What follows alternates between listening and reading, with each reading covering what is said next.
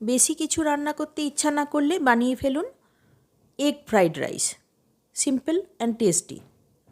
প্রথমে 2টো ডিম অল্প নুন দিয়ে ওটাকে একদম ঝুরঝুরে করে ভেজে তুলে রেখে দিলাম।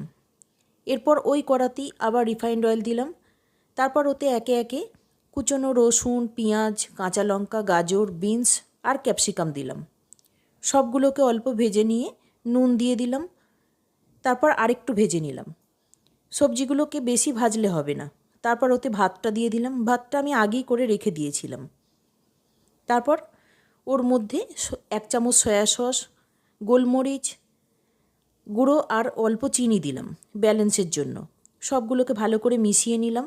সব শেষে ভাজা ডিমটা দিয়ে দিলাম। আরেকবার ভালো করে মিশিয়ে নিলেই রেডি এগ ফ্রাইড রাইস।